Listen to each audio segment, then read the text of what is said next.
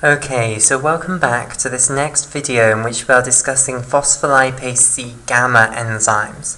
Okay, right, so we're in the process of discussing the reaction which all phospholipase C enzymes are going to catalyze, which is the breakdown of phosphatidylinositol 4,5-bisphosphate. Now, phosphatidylinositol 4,5-bisphosphate is a phosphoglycerolipid. Okay, so we're just about to discuss what a phosphoglycerolipid is, then we'll look at the specific example of phosphatidylinositol 4,5-bisphosphate, and then we'll look at the reaction which phospholipase C enzymes are going to catalyze.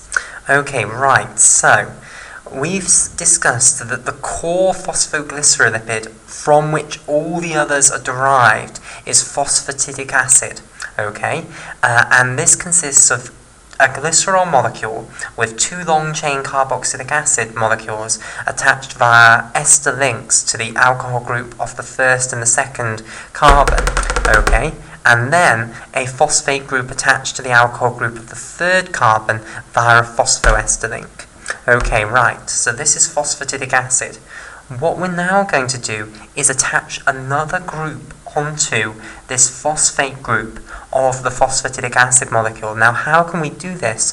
Well, remember, the phosphate group that is within the phosphatidic acid molecule, it has this remaining carboxylic acid-like group that I have now circled in orange here.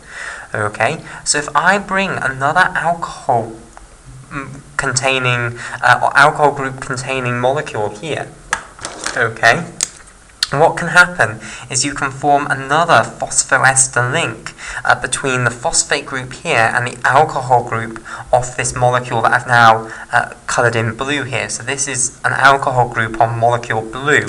Okay, and what you can do is you can take the alcohol group off the carboxylic acid-like group here, take the hydrogen off the alcohol group, bind those two together to make water, and then bind this phosphorus atom of the phosphate group to the oxygen atom of the alcohol group here via another phosphoester link.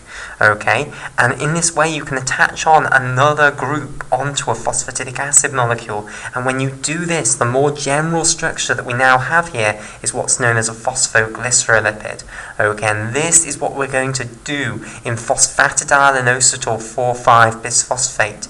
In phosphatidylinositol 4,5-bisphosphate, we are going to attach an inositol ring on here, which then has two phosphate groups coming off. So let's now discuss that. Okay, right, so we want to discuss the structure then of phosphatidylinositol 4,5-bisphosphate. Now, it's a running theme with regards to the phosphoglycerolipids that all phosphoglycerolipids in their names have this prefix phosphatidyl, okay? And this tells you that within the structure you have a phosphatidic acid molecule. So all of what we've just discussed will be within this structure, basically. And then attached to the phosphatidic acid molecule, it then tells us what we've got, which in this case is inositol 4,5-bisphosphate. Okay, now, this molecule has a huge number of different abbreviations, okay? Often it's usually just abbreviated to PIP2 or PIP2, okay? And the abbreviation here is you abbreviate phosphatidyl, which is this prefix telling you that you contain phosphatidic acid, to this P here. You abbreviate inositol here to the I, okay? And then you abbreviate phosphate to this P here, and then because you've got two phosphate groups, 4,5-bisphosphate here, that's put in here. Okay, but you'll notice that this doesn't actually contain one bit of information here. It doesn't contain the 4,5, okay? So some people will extend this to phosphatidylinositol PI, and then they'll put brackets 4,5 like so, and then close brackets P2, and this then says phosphatidylinositol with two phosphate groups coming off, specifically off the fourth and the fifth carbon, and that now contains all of the information. Okay, because in principle they could be coming off other carbons of the inositol ring. Okay, now, an even longer abbreviation is to abbreviate it to PTD for phosphatidyl, okay? Then INS for inositol. Okay, so the PTD is short for phosphatidyl, okay? The INS is then short for inositol. Then they'll have the brackets again, okay? So we'll have 4, 5, and then P2. Okay, so that's the longest of all the abbreviations for phosphatidyl and inositol 4,5-bisphosphate. Okay, now, what we're then going to do then is take a phosphatidic acid molecule and attach on an inositol ring. So let's start by discussing what inositol is. Okay, so inositol is the old name for a molecule that would now be more correctly called cyclohexane. And then 1, 2, 3, 4, 5, 6 hexol.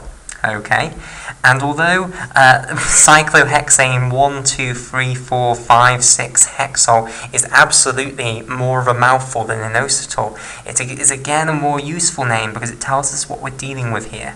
Cyclohexane tells me that we're dealing with a 6-carbon structure which forms a hexagon ring like so, okay? And all the bonds between the carbons within this hexagonal ring are going to be single bonds, okay? So cyclohexane is shown here in red. So we're drawing a skeletal formula, which means we don't show carbon atoms. Those are implicitly shown by corners, and we don't show hydrogen atoms coming off carbon atoms.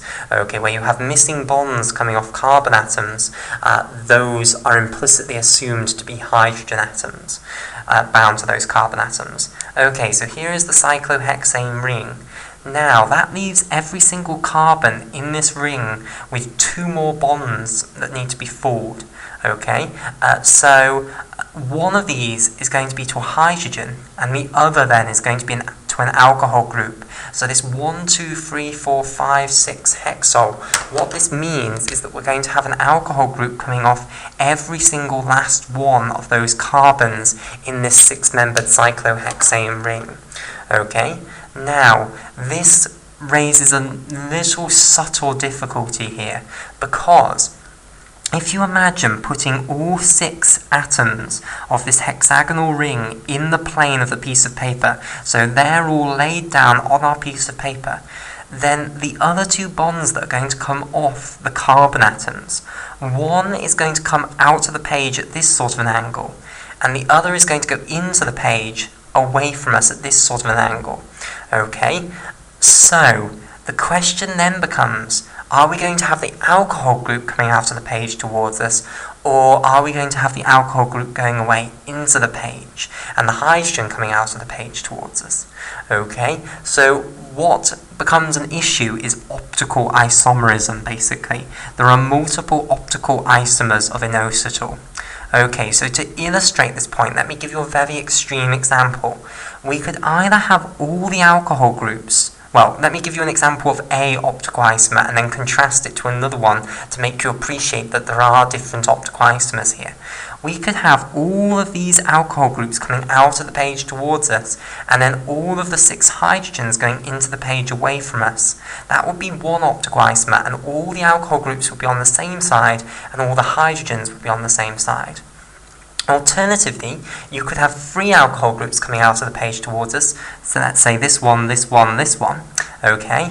And then you could have 3 alcohol groups going away into the page off these 3 carbons here, okay? And then we'd have 3 alcohol groups coming out of the page towards us off these 3 carbons, and 3 hydrogens coming out of the page towards us off these 3 carbons. And then we'd have 3 alcohol groups going into the page away from us off these 3, and 3 hydrogens going into the page away from us off these 3. Okay, and those 2 examples that I've now given you are clearly different molecules. They're different optical isomers. So you can either have all the alcohol groups coming out of the page, okay, in which case they're all on one side, or you could have 3 on one side and 3 on the other. So that's the clear example that there are different optical isomers of this molecule. Now, there are actually 9 different optical isomers of inositol. We're not going to go through all of them because there's only one that is actually found in any non-negligible level within cells. And the optical isomer that you find within cells is the optical isomer myo-inositol. So if you ever hear anyone referring to myo-inositol, this is what it means. It means a specific optical isomer of inositol that's found in biology. Okay, so let me show you what this optical isomer is. So let's complete this diagram now by putting the alcohol groups coming off it.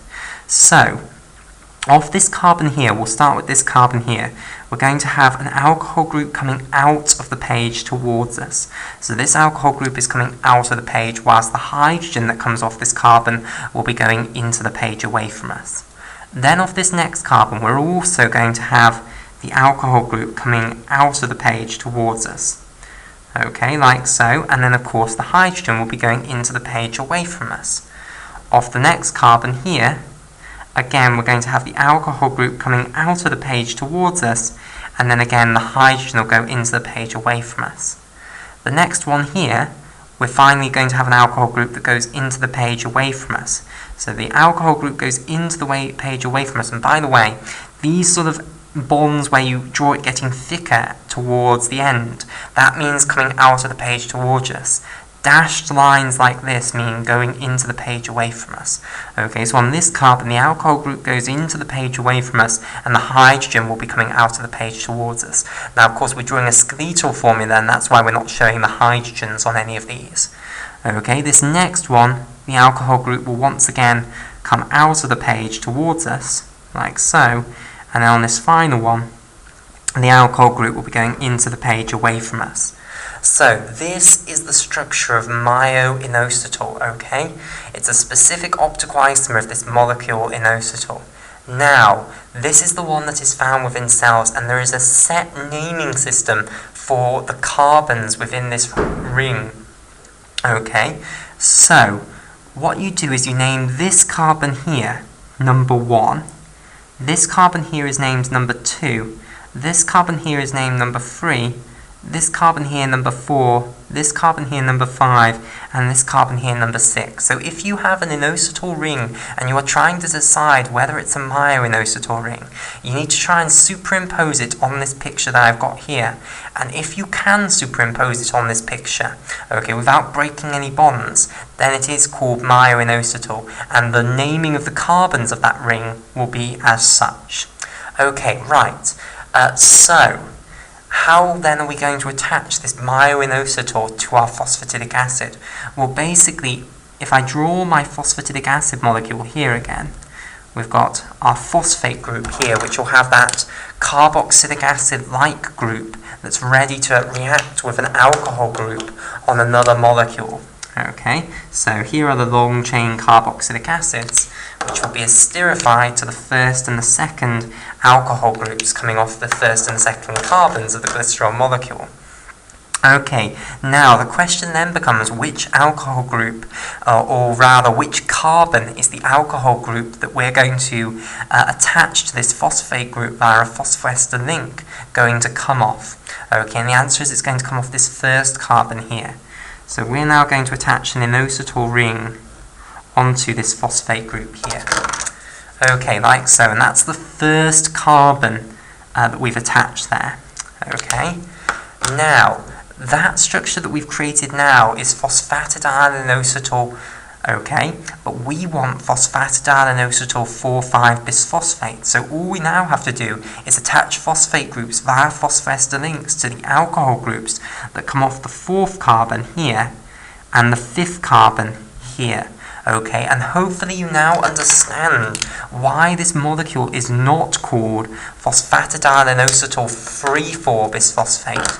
It's because this really is coming off the 5th carbon rather than the 3rd carbon, and there is a difference between the 3rd carbon and the 5th carbon.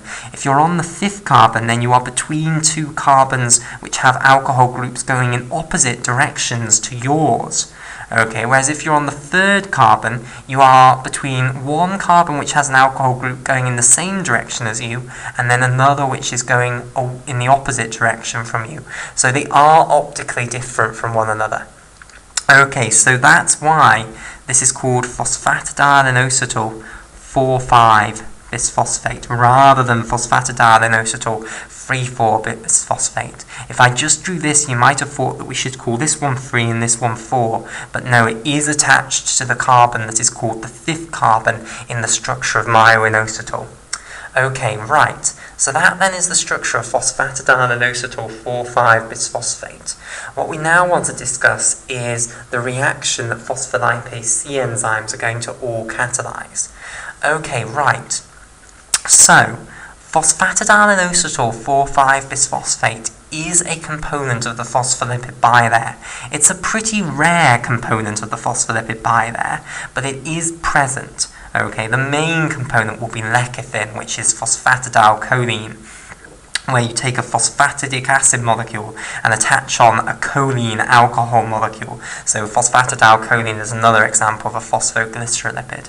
But you do have phosphatidylinosytol 4,5 bisphosphate molecules within the phospholipid bilayer. Okay, so here is a phosphatidylinosytol 4,5 bisphosphate molecule. Okay, here are the long-chain carboxylic acids in orange, the glycerol molecule in green, the phosphate groups in pink here, and the inositol ring in blue. Okay, so these two lines just represent the inner and the outer leaflet of the phospholipid bilayer, and we've got our pi45P2 molecule sitting nicely in there. Okay, now, the reaction then that all phospholipase C enzymes catalyze is the breakdown of pi45P2 here. Okay, and how they do it is they break this phosphoester link between the phosphate group here and the glycerol molecule here. So they're breaking that bond between the alcohol group that comes off the 3rd carbon of the glycerol molecule and the phosphate group that's attached to the 1st carbon of the myoinositol molecule here. Okay, so I'll colour that in. So that's what they're going to break there. Okay, and the two products then that you're going to produce are glycerol attached to 2 long-chain carboxylic acids.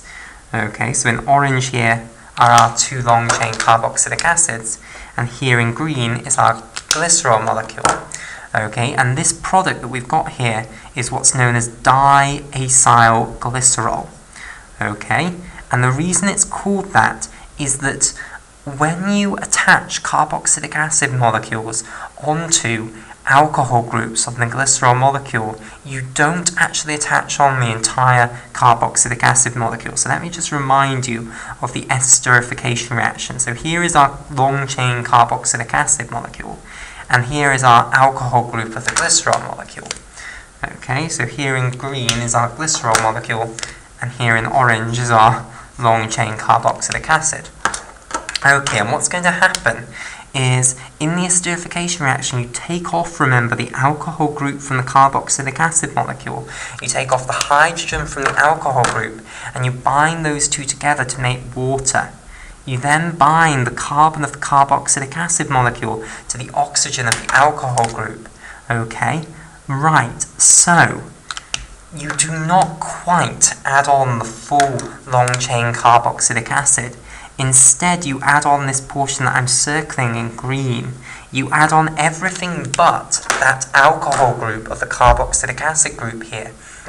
Okay, now this structure that I've shown in green here, this is not quite a molecule, but because this carbon needs another bond, so it needs to be attached onto something else. So it's called a group, and this specifically is known as the acyl group of a carboxylic acid. Okay, so it doesn't refer to a specific carboxylic acid, it's just the general name for this sort of a group from a carboxylic acid molecule.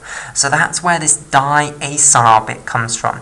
Okay, acyl, because we've attached on 2 acyl groups effectively onto a glycerol molecule, because that's the group that we're attaching onto the alcohol group on the glycerol molecule. Okay, so that's why this molecule is called diacyl glycerol rather than dicarboxylic acid glycerol. Okay, now, for short, diacyl glycerol is abbreviated to DAG. So that's one of the products of this reaction. The other product is the inositol ring, okay, with a phosphate group coming off the 1st carbon, the 4th carbon, and also the 5th carbon. Okay, so let's colour this in. Here in blue is our inositol ring, which remember is a myo-inositol ring. And then we've got phosphate groups coming off the first, the fourth, and the fifth carbons. Okay, so this molecule is known as inositol 1,4,5 trisphosphate. Okay, and if people are being really rigorous, they'll call it myo-inositol 1,4,5 trisphosphate. Okay, but often you won't see that. Okay, but if you do see myo-inositol 1,4,5 trisphosphate, don't be scared. It just means that specific optical isomer of inositol, which is the only important one in cells. So unless you talk to a chemist, everyone will just call it inositol 1,4,5 trisphosphate. But chemists might be working with other forms of inositol, and that's why they will be more careful with what they say. Okay, right. Now, inositol 1,4,5 trisphosphate is often abbreviated to IP3, okay? But it has another abbreviation that's slightly less short, which is INS, okay? Again, using that same abbreviation that we had here, INS, okay? So, INS P3 is another abbreviation for inositol 1,4,5 trisphosphate. So, what are the two actions of these two products of this reaction? Well, IP3 goes off to act on IP3 receptors, which are within the membrane of the endoplasmic reticulum, which is an intracellular organelle which stores calcium. Okay? And IP3 doesn't directly open the IP3 receptors, but it puts them into a state whereby they can be opened. So it leads to them opening, so it leads to the release of calcium from the ER. Okay, so IP3 causes a calcium signal within the cytoplasm. In addition, calcium will go off and have a huge number of different targets, okay, so it will cause a huge number of different things to occur, but it also works with the diacylglycerol molecules, and together the diacylglycerol molecules and the calcium signal can then activate protein kinase C enzymes, okay, so those are the downstream signaling roles of these two molecules, IP3 and DAG. Okay, right. So we'll call it there for this video, and in the next video what we'll do is we'll start by discussing the whole phospholipase C family, and then we'll focus in specifically on the phospholipase C gamma subfamily of the phospholipase C enzymes. Okay, and we'll look at its structure, and then we'll look at the activation of phospholipase C gamma enzymes.